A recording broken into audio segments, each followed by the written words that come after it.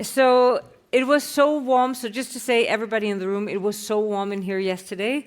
We apologize, and you see, I now allow everybody to, also the gentlemen, to take their jackets off right away, because it was around 45 degrees at a certain point in here today. So starting the day, we'll have an amazing program. We'll have presidents, we'll have CEOs, ministers, commissioners, EVPs joining us again on stage, and generals, to discuss how we basically take the reins, not only on the competitiveness agenda, but also on the security agenda. And that for sure are two things that are very closely linked at the moment. We discussed yesterday how we make Europe the easiest place to make business. Imagine that we do a survey with business CEOs in a year or two, and they say, Europe is the easiest place in the world to do business. That would be a KPI that would really make a difference.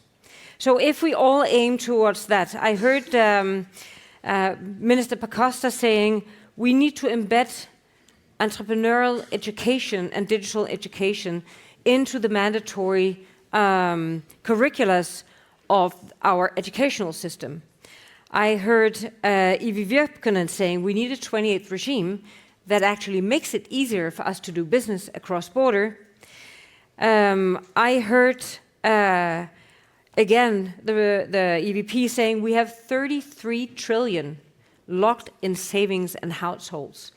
All this, how do we unlock that capital? How do we actually find mechanisms where we make it safe for these households to actually take that? And I had a good conversation yesterday. Is this risk capital?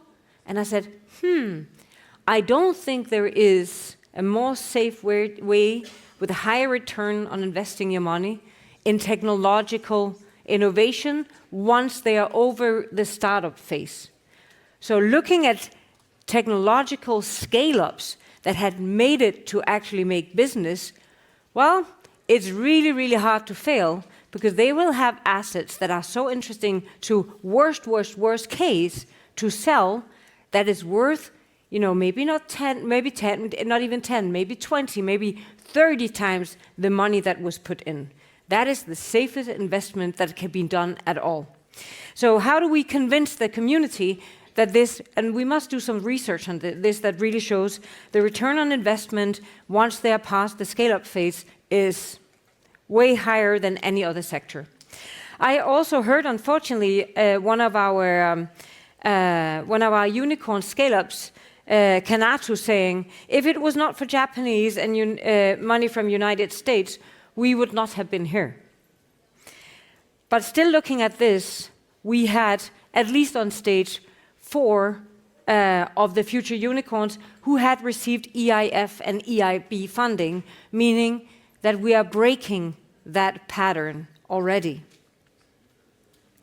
So then turning a little bit to Dombrovskis, he said, we will save 1 billion a year on the digital omnibus. Well, we have a few things, and we had a conversation with him yesterday, that we still think is in there that should not be in, or things that are not in there that should be in there. For example, let me just mention one thing. Right now, we're trying to force our companies to share their data with other companies. Even before, as I said, this is maybe the business-to-business data sharing in the Data Act. It is maybe the worst idea that we ever had.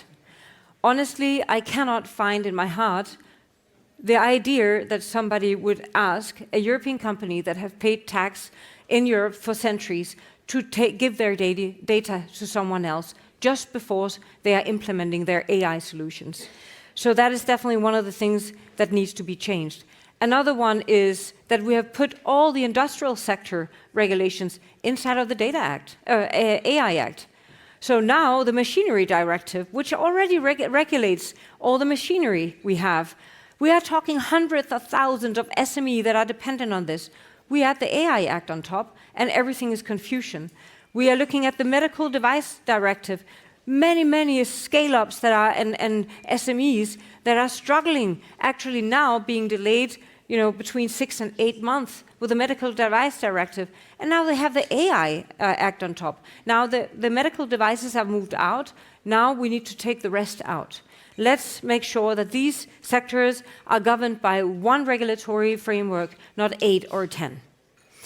So, sorry for the details, but this is very important for us to say that we are not against regulation, but we are the friends of European industries, and we want to make sure that the regulatory framework that we have for them is actually adequate for them to scale and actually spend their energy on innovating and growing.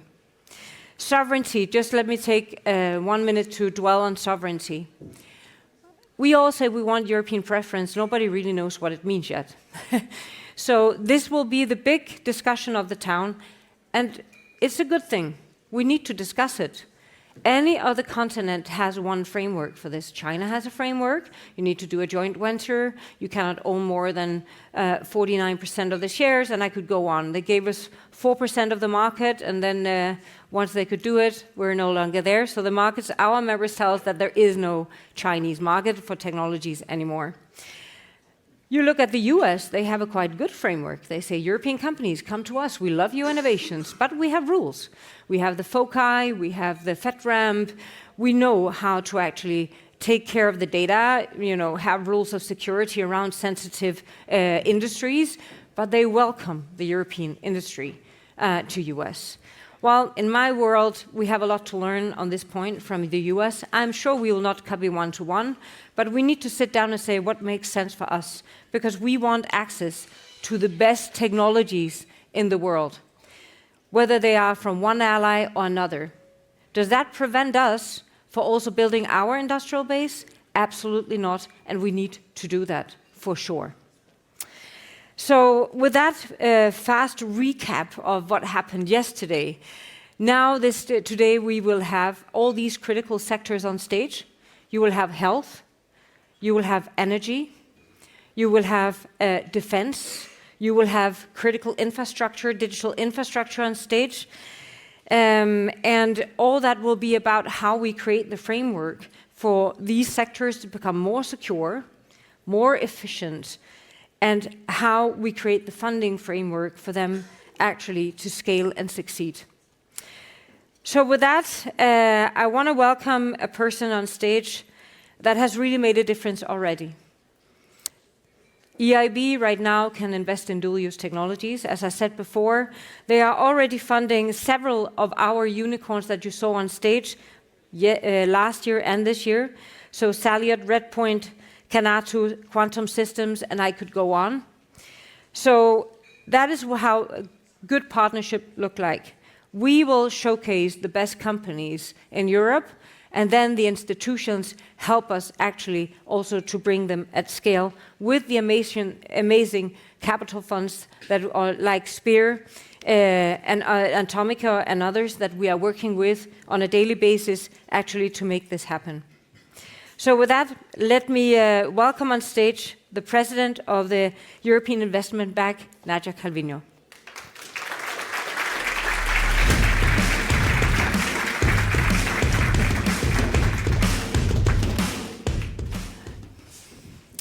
So Nadia, thank you also for joining the dinner yesterday and for celebrating our scale-ups. We worked together since you were the head of the budget of the whole of the EU, and also when you were in Spain. And I must say that that you really have taken the digital agenda and embedded it into how you govern the different roles that you have had. I said we have around 33 trillion locked in households. So this is one of the things that we will discuss today, how we can move that framework. But first, let's try to look at security and defense industrial base. So we've been fragmented, markets have been fragmented, many small players, everybody has their national little thing, you know. But on digital, that doesn't really work. We need this kind of scalable companies that works across border, interoperable solutions. So how do you see that EIB can play a role in de-risking these investment in dual use and technologies?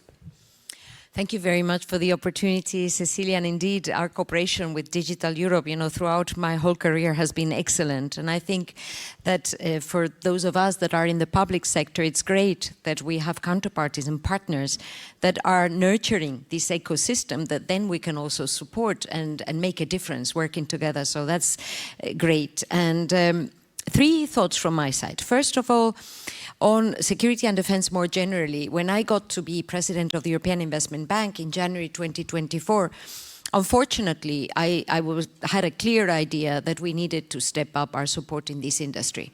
I say unfortunately because I think we all would rather not have the war in Ukraine, but that has clearly shown that we needed to change our ways in this area. In 2024, we already enlarged the scope of projects, but 2025 was really the turning point for the EIB.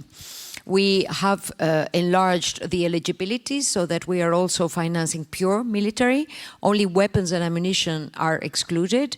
And we multiplied ×4 our financing in this area. So we already reached 5% of finance inside the EU in the area of security and defense. And most importantly, things are really moving in Europe. I see it. We have a very robust pipeline of, around 30 flagship initiatives in 5 key areas.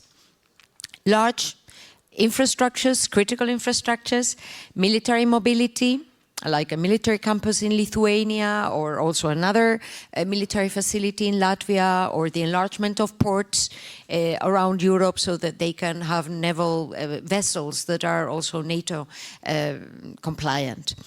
Second area is industrial capacity, and it is here that indeed I have visited only in the last couple of weeks companies like Isar Aerospace or like Quantum Systems in Munich that are really making a great difference and showing the powerhouse that Europe is in terms of engineering, advanced manufacturing.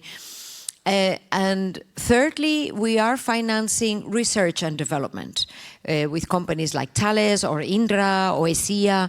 We have already provided, signed important financing for those research programs. Fourth area is financing for SMEs in the supply chain of Europe's large contractors. We're working through the banks, and we have already agreements with Deutsche Bank, with Banque Populaire Caisse d'Épargne, Santander, Erste Bank, Piraeus Bank, so that we can channel those funds with good financing conditions to SMEs. And finally, funds. There are more and more dedicated investment funds in the area of security and defense. You mentioned SPEAR. We are working very closely with KEN in the Netherlands, with Siena in France, with NASCA in Spain.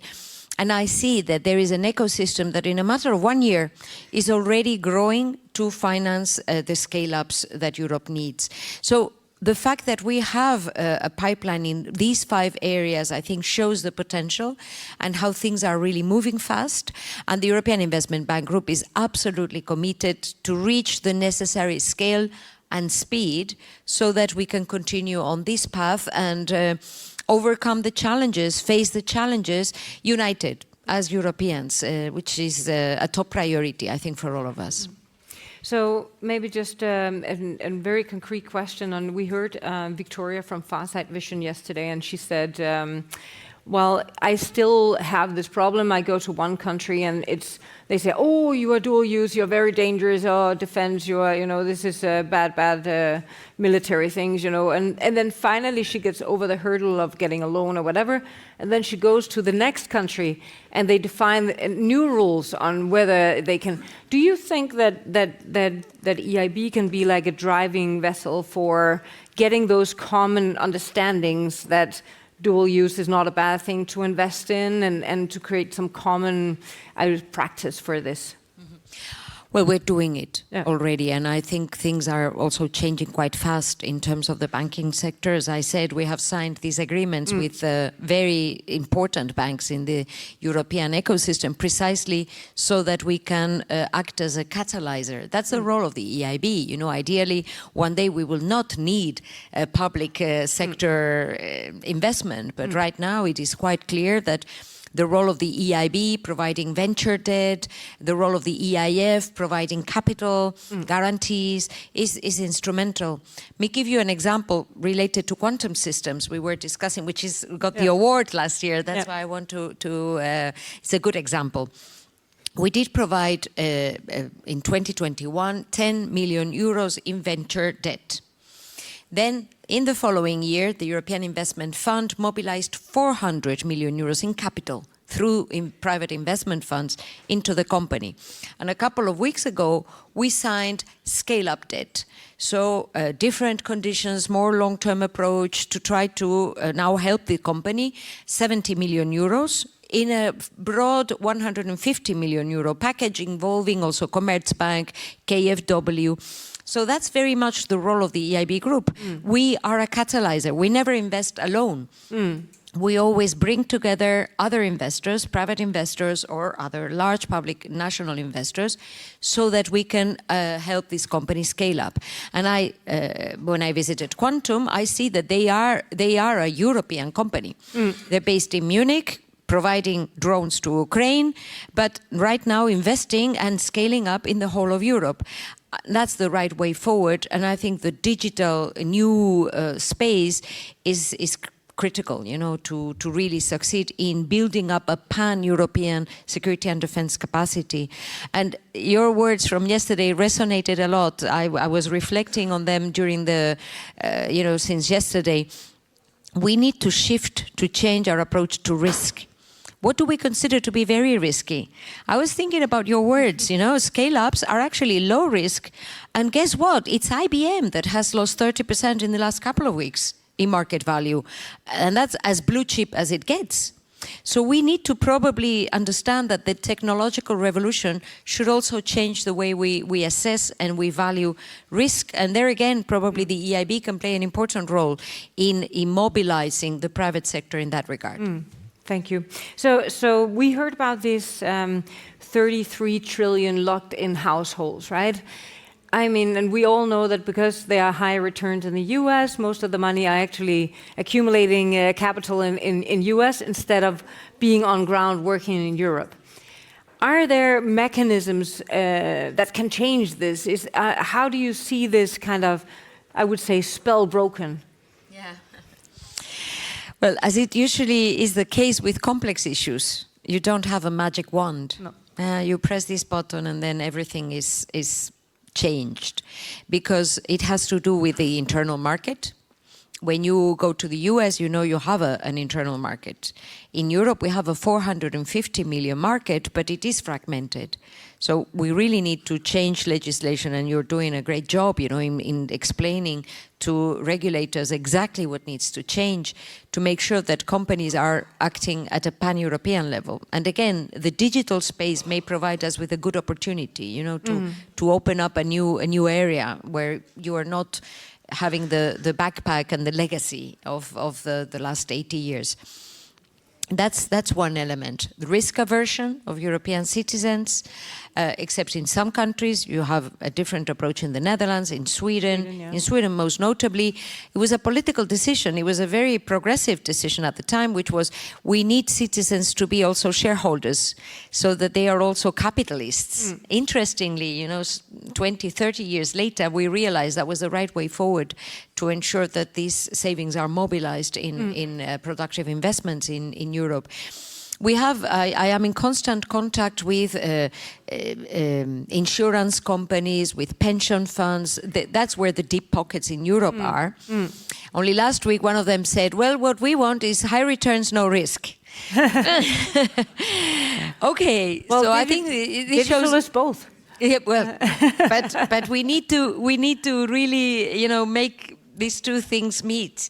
And that's what we're working on at the EIB right now. How could we, on top of regulation and top-down changes, bottom up, create vehicles that can actually get this going? And then, the system should be able to run on its own. But can we try to make these impossible ends meet? And that's what we're working on. And in the course of this year, and I hope very soon, we will be able to come up with some ideas including exit solutions for initial investors, for venture investors, including how to mobilize these institutional investors. And we were discussing also yesterday how could we also mobilize the families, the households, savings. We're working on all of these, and I know Commissioner Albuquerque, I think, is also joining you today. So ask her this question. You know, how does she think we can really make a difference? From the EIB, we will accompany legislative proposals with market instruments so that we can make a difference. Yeah, and it might be a good point for us to say this should really be a part of the 28th regime, right? How we handle, citizens' investments in shares, give them good return, have a common framework, and it's good input that we basically look at also from the digital sector how we can facilitate that as a part of the 28th regime. So we've been talking a lot about scale. It's been scale, and now we are talking about what about the big rounds? Because in the old days it was like, yeah, we can go up until the 20, 30, K, but now we're talking about 100 million rounds. What if we are talking like 500 million rounds or even 1 billion rounds? How do you see that path? Do you think? And what would be, do you see this happening? Are there discussions that, okay, what if we have this company and we need to write, 500 million or 1 billion to basically make sure that we are maybe not picking one winner, but picking a small consortium to deliver, for example, the drone shield or a special capability? Well, I am a big believer in 10,000 kilometer journeys starting with one step. There are lots of conversations going on with, as I said, insurance, but also family offices. Things are, for the moment, brewing. I think that we really need like a catalyst to get this going. We have some success stories, for example, in the last couple of years. Just in 2 years, the European Investment Fund managed this European Tech Champions initiative. I know it very well because I did contribute 1 billion euros when I was minister in Spain. I really believed this was necessary. And in just barely 2 years, we have been able to create 13 mega funds in Europe that didn't exist. This is double the amount that we had in Europe. So the gap is very big, but 13 mega funds. More than 30 scale-up companies have received financing, of which 11 unicorns. That is impressive. So the talent is there. We just need to nurture it and to make it scale up. So what I think is that now that we see that this is working, we have to now scale it up. How do we move to the 500 million tickets? How do we mobilize these large amounts? And again, I really think it's not a matter of one instrument or one piece of legislation. It's very much a number of pieces of the puzzle moving forward in the same direction altogether.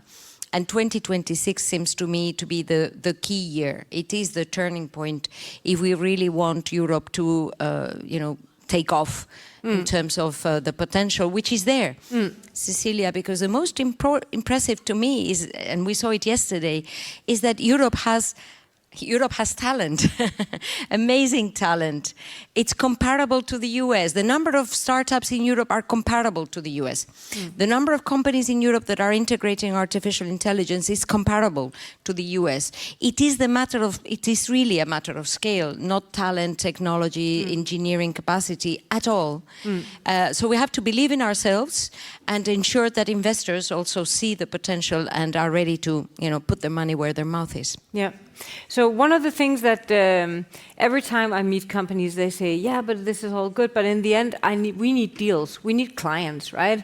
So what we've seen in US, they have these pre-commercial innovations challenges.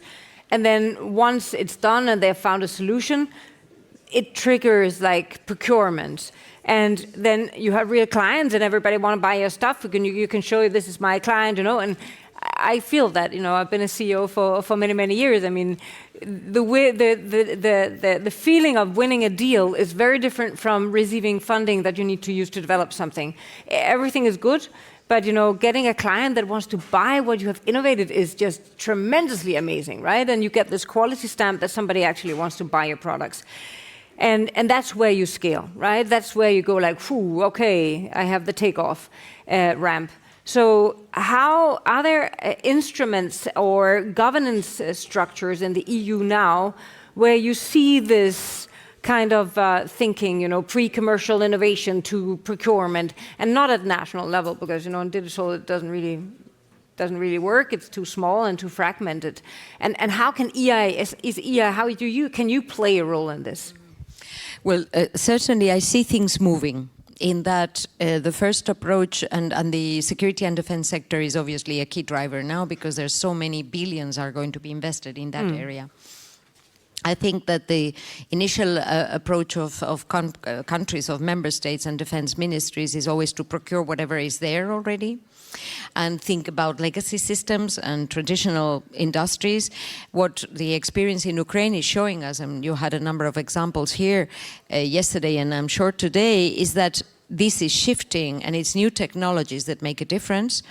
And I see that there is an increased awareness that a percentage of that investment needs to go into these new technologies.